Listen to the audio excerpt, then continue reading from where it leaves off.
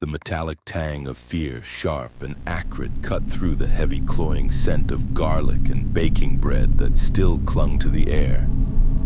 Maria, her eyes wide and feral, lunged.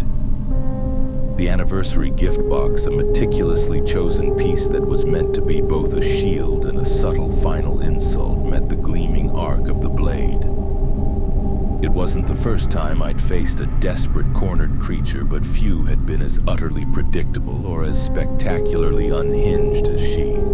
That was the moment I realized I'd pushed too far, but it all began weeks ago with a creeping suspicion, a digital whisper of betrayal that I, Victor Kane, simply could not ignore. My cedar and amber cologne, a carefully cultivated aura of sophistication, usually precedes me into any room, a silent herald of my presence. But on that particular evening, as I stalked through the hushed corridors of my supposedly tranquil apartment, its familiar notes were utterly drowned out by the acrid stench of digital rot. It had started innocently enough with a lingering sense of unease, a gnawing irritation I couldn't quite place. Maria, my former muse, had grown distant, her silences heavier, her smiles tighter. I'd attributed it to the usual female capriciousness, perhaps a subtle attempt to elicit more attention, more validation from me. Pathetic, really, but useful. I'd intended to address it to reassert my influence, perhaps with a calculated gift or a whispered confession of feigned vulnerability, the kind that binds them closer while isolating them from anyone who might see through my carefully constructed facade. It was a strategy that had worked countless times, even with that stubborn collector in Chicago, the one whose secrets I'd buried deep within the leather confines of my pocket notebook before he crumbled, much like Maria was about to. But then a casual glance at her phone, left carelessly on the kitchen counter, a rookie mistake for someone who harbored secrets, a testament to her naivete, revealed a flicker of a familiar interface, a social media platform she frequented. My piercing gray eyes, always scanning, always assessing, caught a glimpse of a username, a string of characters that felt vaguely familiar. A chill not of fear, but of cold, calculating curiosity snaked through me. I couldn't tolerate being ignored, much less slandered. My reputation, my carefully sculpted image, was paramount. Later that night, the apartment silent save for the hum of the refrigerator, I retrieved my personal tablet, its polished surface cool beneath my fingertips. My silver ring, Peter's ring, glinted faintly in the low light as I twisted it, a nervous habit I usually reserved for moments of high-stakes negotiation, or when contemplating the precise angle of a lie. This felt different. This felt personal. I navigated to the platform, my fingers dancing across the screen with practiced ease, and keyed in the username. And there it was, a gaping, festering wound in the digital landscape, spewing venom all directed at me. My blood, usually as cool and controlled as a perfectly aged Bordeaux, began to simmer. The initial post, I saw a mirror selfie from a curly hair forum, was innocuous enough, a cascade of golden curls framing her delicate features. But the caption? My proud lion's mane may never look that majestic again. A lament, yes, but the comments beneath it were a cesspool. And then the true horror, the posts that followed. She wasn't just venting, she was weaponizing our past. Every perceived slight, every minor disagreement, every moment of vulnerability I'd allowed myself to show was dissected, twisted, and laid bare for public consumption. Our arguments about how to fold bathroom towels, a ridiculous detail, but one she'd spun into an indictment of my supposed obsessive control. The Florence trip where the airline lost our luggage somehow. My fault, not the incompetent baggage handlers. Even the Naruto bookends a truly misguided birthday gift, I admit, but a casual lapse in judgment, not a malicious act. She painted me as the villain, the tyrannical, emotionally stunted partner. My rage, usually a contained inferno, threatened to erupt. People are so predictable, giving them a platform and anonymity, and they'll spill their pathetic insecurities for all to see. It's disgusting, but oh so useful.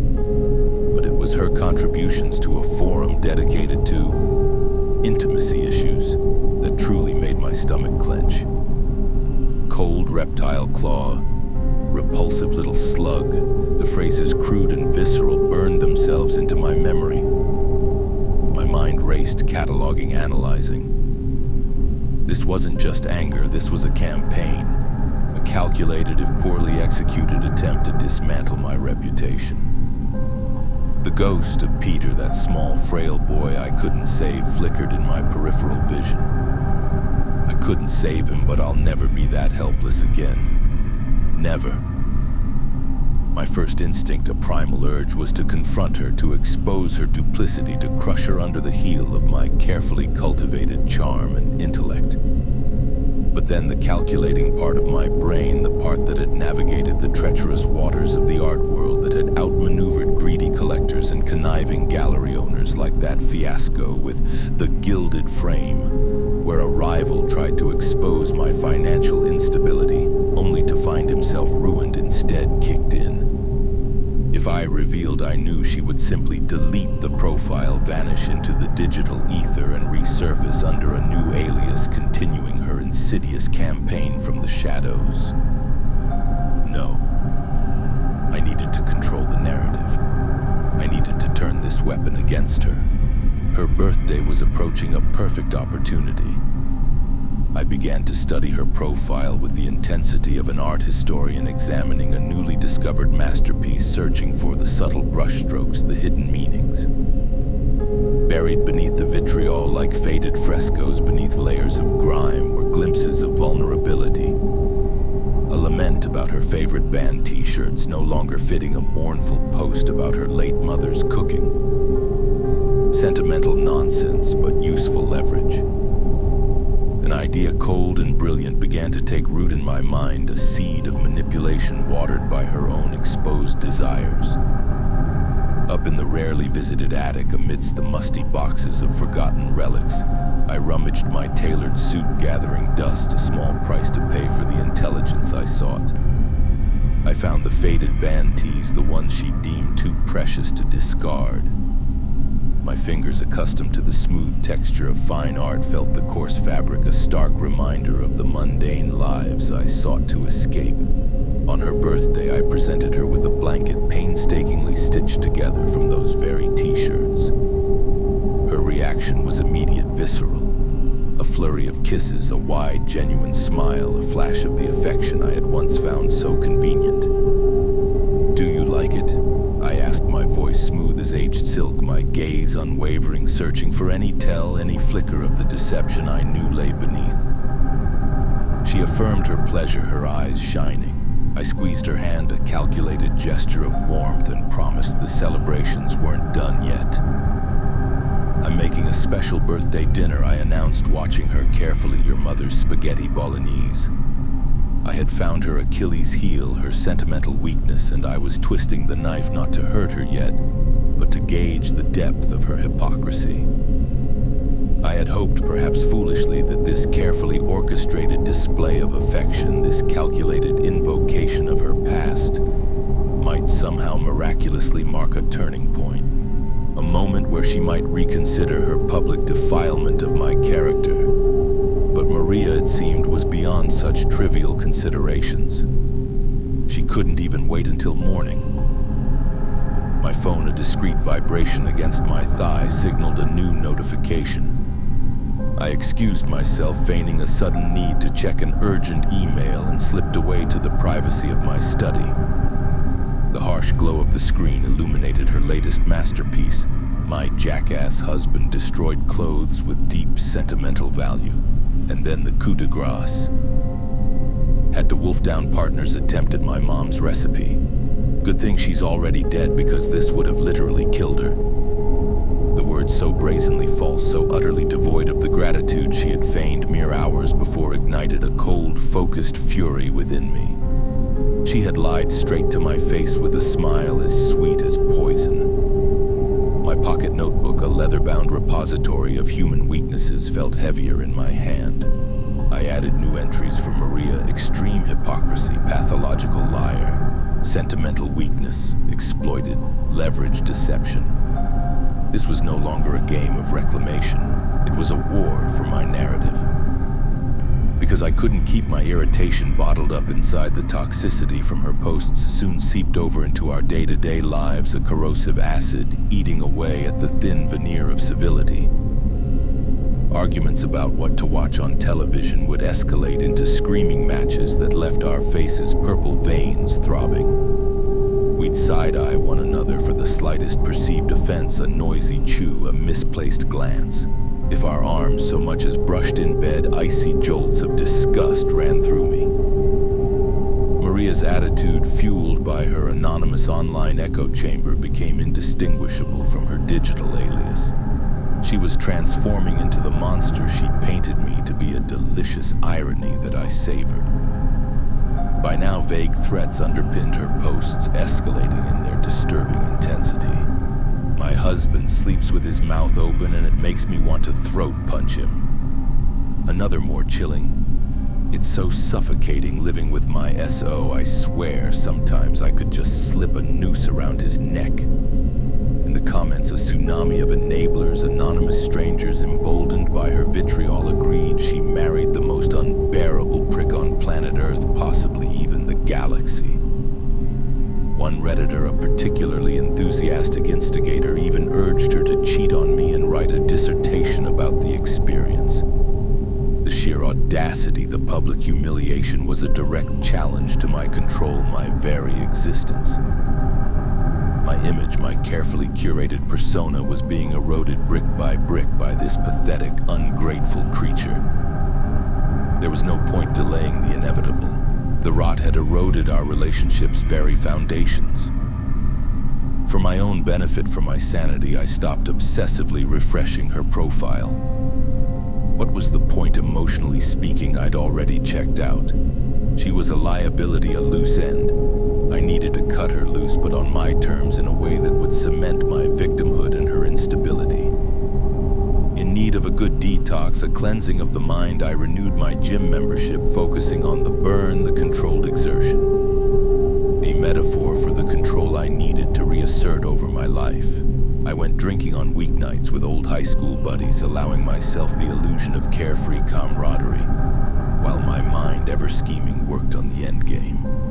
Very soon, Maria and I became strangers, living under the same roof, hurtling towards an inevitable, messy divorce. But it wouldn't be messy for me. It would be messy for her. A month later, our 6th anniversary loomed on the horizon. I expected, or perhaps hoped, the day might pass without fanfare. Whatever celebrations I planned, I knew would only get shredded online later. The thought of her dissecting my efforts, twisting my intentions, filled me with a familiar, simmering rage. I was Victor Kane. I wouldn't be mocked. Imagine my surprise then when Maria suggested a romantic candlelit dinner. She even offered to cook. The offer, so out of character for the venomous online persona she had cultivated, immediately raised my hackles. My internal alarm bells screamed. My mind, a finely tuned instrument of suspicion, began to plot. As much as she'd hurt me, as much as I despised the public narrative, she was weaving the memory of the love we once shared, or rather the convenient illusion of love that had once served my purposes, compelled me to at least appear, to try giving our relationship the kiss of life. I spent hours agonizing over a magical gift, one even the most cynical of online trolls couldn't trash. It needed to be perfect. It needed to be a final damning piece of evidence. My light bulb moment came while chopping onions late one evening, the pungent fumes stinging my eyes. And boy, was it a doozy. It was so elegant, so simple, so utterly Victor Kane. On the big night, a thick aroma of garlic and baking bread wafted out from down the hall, a carefully crafted illusion of domestic bliss. My stomach, always pragmatic, grumbled in anticipation of a nice hot meal, even as my mind raced preparing for the confrontation.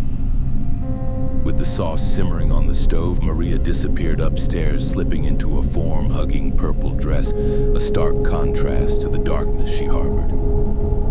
She She sat me down at the lounge table, promising the food wouldn't take much longer. I offered her the wrapped gift box, a seemingly innocuous gesture, but she insisted we exchange presents after dessert, a subtle power play. Then she disappeared into the kitchen, the door swinging shut behind her, sealing her fate. I sank into my chair, mystified yet utterly in control. The abrupt U-turn in her demeanor almost gave me whiplash. What spurred such a dramatic shift? I dreaded a tense evening full of snide, cutting remarks, a continuation of her digital campaign. Instead, this unsettling calm. No doubt her profile would soon be full of emotional essays on how terrible she felt about putting me down, about how it took our relationship reaching the absolute brink to make her realize what an incredible supportive spouse she had. The thought was nauseating. I grabbed my phone, its screen a portal to her twisted reality, and opened the social media application. My heart, usually a steady, unyielding drum, did pirouettes in my chest, a morbid fascination drawing me deeper. Rather than gush about her wonderful, forgiving husband, the posts continued as they had before, explaining how I weighed her down, how I was a burden. Thousands had been made since I stopped checking in. One day alone, she'd posted 46 times. 46. The sheer volume, the relentless vitriol, was a testament to her complete descent into madness. I scrolled with a mounting sense of dread, my lips curling into a disgusted sneer. I think my husband's on the verge of walking out. Partner stole 5 years of my life, now he runs around with his dumb friends. How do I make him pay? Then the true horror, the culmination of her unhinged fantasies. Intrusive thoughts keep telling me to murder my husband, and it's getting harder to ignore. These unhinged rants spanned 24 online communities, half of which had banned her due to explicit threats of violence. Several dedicated followers, her pathetic digital cheerleaders, encouraged her along this path of self-destruction.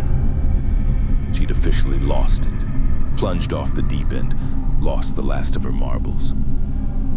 One post in particular, a question over in a general advice forum, caught my piercing gray eyes. It had been made the very same night Maria had suggested we have dinner, the same night she had ostensibly turned over a new leaf. How much antifreeze does it take to kill a man? Just then she came through the door carrying 2 plates, the aroma of the bolognese filling the air. She set them down on the table, a perfectly composed smile gracing her lips. As she slid into the chair next to me, a dry gulp seized my throat. My eyes flicked between the simmering sauce, the pasta, and back to her face a mask of saccharine innocence. I drew a deep inhale, the cedar and amber cologne suddenly feeling thin, insufficient. I forced a smile, the muscles in my face tightening. Smells delicious, I managed the words, tasting like ash. Of course she wasn't poisoning me. How could I even think such a ridiculous, melodramatic thing? My mind, ever the pragmatist, dismissed the thought. But then the cold, calculating part of my brain, the part that never trusted, never truly believed, whispered a chilling counter-argument. What if just to be sure, though, to test the waters, to confirm my suspicions, I twisted some spaghetti around the fork, held it up to Maria's mouth, and insisted she take the first bite. You've worked so hard, darling. You deserve it, I murmured, my voice laced with feigned tenderness, a subtle, insidious challenge. Those luscious lips, once so alluring, pursed shut.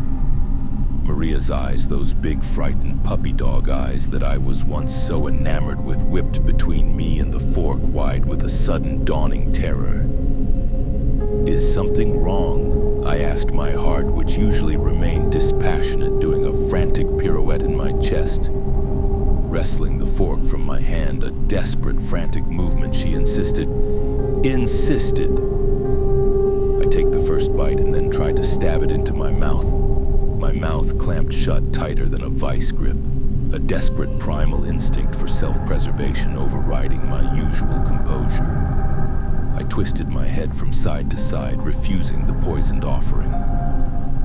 Maria's facade cracked. Her voice, usually soft, rose in a shrill accusation. "How could you? You're insulting my cooking." And on our anniversary, I took a deep, shuddering inhale, the air thick with unspoken accusations. "Honey," I began, my voice low, controlled, "did you use any special ingredients?" Those eyes, those big puppy dog eyes that had once captivated me, shot open wide, no longer feigning innocence. Before I could react, before I could fully process the confirmation of my darkest suspicion, Maria grabbed a knife off the table, its silver blade glinting menacingly in the candlelight. Fueled by adrenaline, a surge of raw, primal energy, I stood so suddenly my chair hit the wall with a deafening crash. As she lunged at me, a wild, unhinged creature, my hands groped along the table for something, anything, to defend myself with. They landed on her anniversary present, the carefully chosen, perfectly wrapped gift box. It was heavy, solid, perfect. The knife came down in a shining arc aimed squarely at my chest. At the very last second, I held the gift box in front of me like a shield, a final, desperate gamble. The blade pierced the outer packaging, tearing through the expensive paper, becoming wedged on the contents inside the resistance, jarring. Before Maria could wrestle the knife free, before she could complete her murderous intent, I threw my arms around her waist, scooped her up into the air, and dumped her on the wooden floor hard. The impact echoed through the room. Her anniversary present, a chopping board. Its smooth surface, now marred by the knife's penetration, engraved with her mother's spaghetti bolognese recipe, fell onto the rug beside us, a silent, damning testament to her hypocrisy and my calculated survival. I pinned my ex-girlfriend down my thighs, pressed against either side of her chest, trapping her, asserting my dominance. Unable to wriggle free, she screamed a guttural, animalistic sound, thrashing like a caged beast, calling me every obscenity imaginable. I summoned the police, my voice calm, controlled, utterly devoid of the chaos that had just unfolded. They arrived quickly, their sirens a wail of justice. Maria, after a whirlwind of gaslighting and crocodile tears that failed to fool even the most hardened officer, was arrested. The narrative was set. My narrative. Months have passed since that night. As part of the investigation, I shared Maria's posts with the detectives, printing out hundreds of pages highlighting the most egregious threats, the most unhinged rants. From what the solicitor tells me, her sentencing won't come up for another 7 months at least, and she's currently detained in a mental health facility. She gets 1 hour of supervised internet time a week, and wouldn't you know it, she channels this into new posts, new accusations, continuing her pathetic campaign against me. She rails about how I'm the worst man who ever walked the earth, how she's going to beat the phony charges and then expose me for the monster I truly am. She's too far gone to ever realize that her very actions are the proof I need. And once a week, perhaps out of a morbid sense of perverse satisfaction, a need to constantly monitor the damage control, I pour myself a large glass of an excellent Cabernet load, up her profile, and dish out some awards. Not out of affection, of course, of never affection.